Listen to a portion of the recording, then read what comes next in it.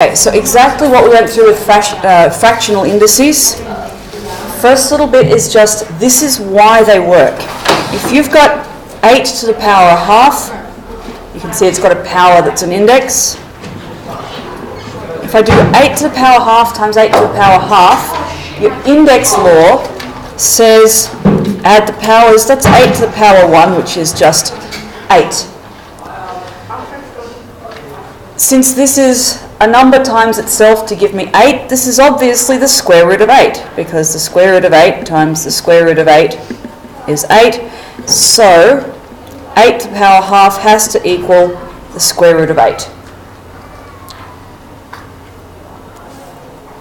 If we double check that with something to the power 1/3, you can see that I'd need 3 of them multiplied together to get back to the base of 8. So the 1/3 has to be the cube root of 8, which is incidentally 2. So this is just letting you know how and why those fractional indices work. That the power of a half means the square root, the power of a third means the cube root, the power of a fourth means the fourth root, power of 4 means the fourth root. So the rules, a to the power 1 over n is the nth root of a.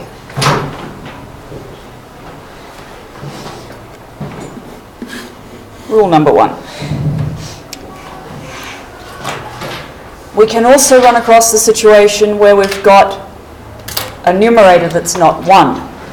So if we go back to this example before, and let's just have 8 to the power 2/3.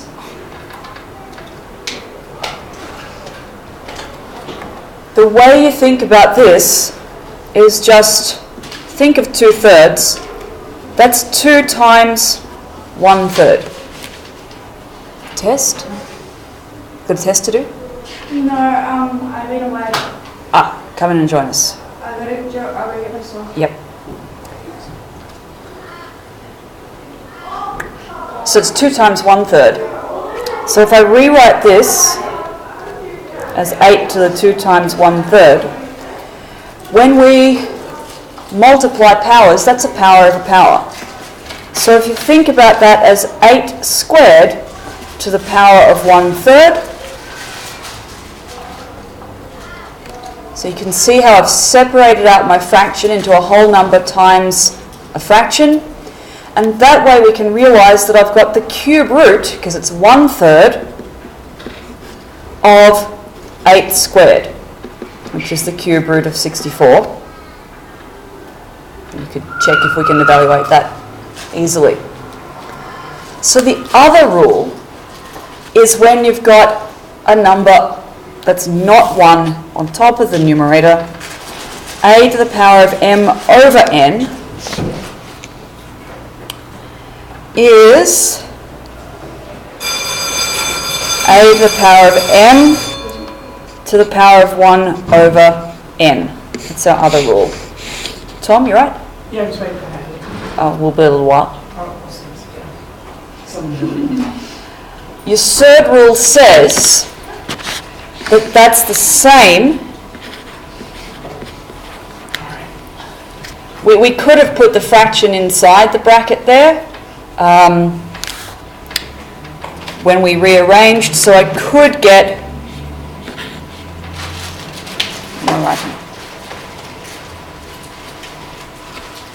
sorry, I didn't take my rule the next step.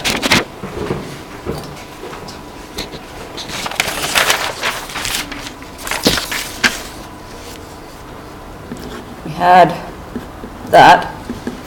We can separate it out into brackets.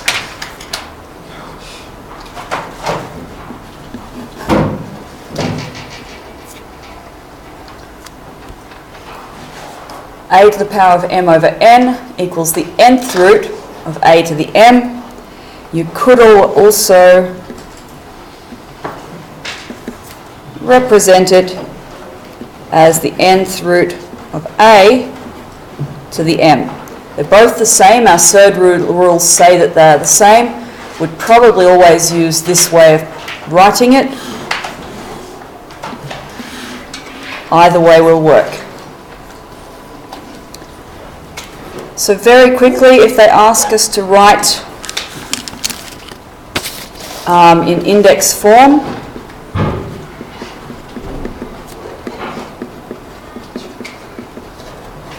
Was that first square right, like the box? Or do we need to cross it out? where'd I put it? I just didn't take it far enough. So the first one was correct that I did.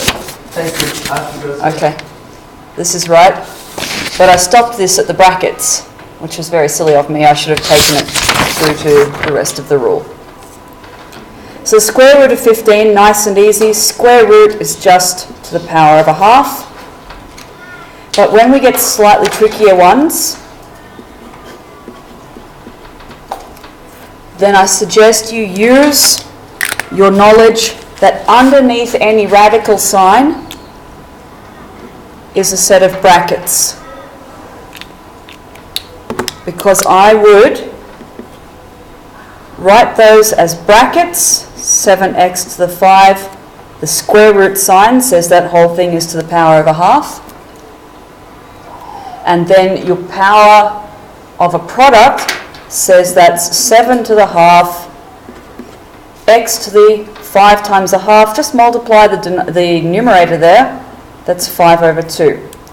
So to express it in index form, unless it's a really simple square root, use the brackets and expand it this way. So another example, 3 times the 4th root of x to the 7. Now remember, that's just a coefficient. That's just 3 times this. So that's going to be 3 times. Put what's under the radical sign in brackets, x to the 7, and the radical sign is the 4th root, so that's a power of 1/4. Then, of course, 3 times x, 7 times 1/4 is 7 over 4. So expressing it in index form when it was a surd, use the index laws of a power or power of a product, and use those brackets. Put whatever's under the radical sign into brackets and represent the radical as a power, a fractional power. So that's expressing in index form. Is there any?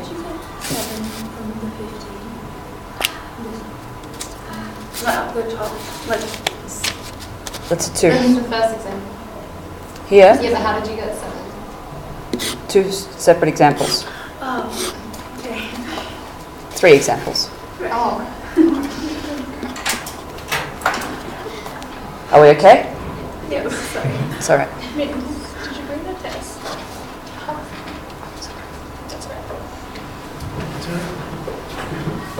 Next. Jesus. Thank you.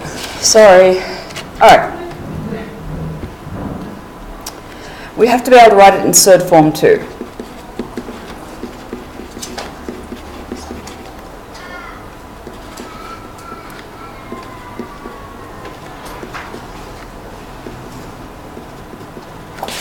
So 2 little examples.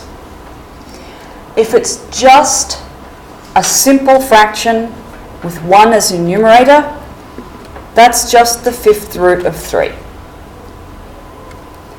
But as soon as it gets any trickier, like there's brackets or it's a numerator that's not 1, put brackets in to help you get the right answer. That is 5 to the power of 2 times a third. You put brackets around your 5 squared, if you want, because that's 5 squared, and the power of a third means the cube root. If you wanted, There's another line we could have put in here. That is 5 to the 2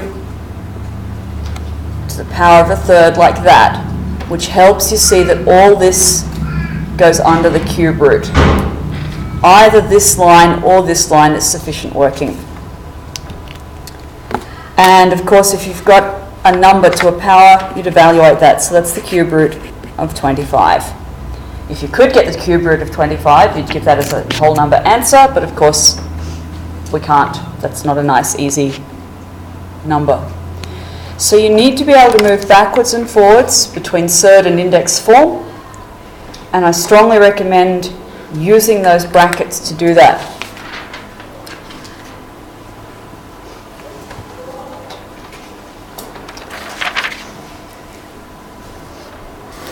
About the only other thing is evaluating.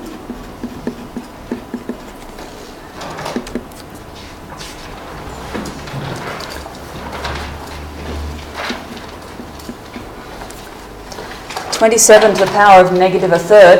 As you can see, that looks terrifying. If I tell you to evaluate without a calculator, we've got no idea. But if you write it in surd form, chances are it's easy. To the negative 1/3, negative index law says that's 1 over 27 to the positive 1/3. So we're combining our index laws and then our understanding of surds and fractional indices. 27 to the 1/3 is the cube root of 27. So this is 1 over the cube root of 27. And I know the cube root of 27, that's 3.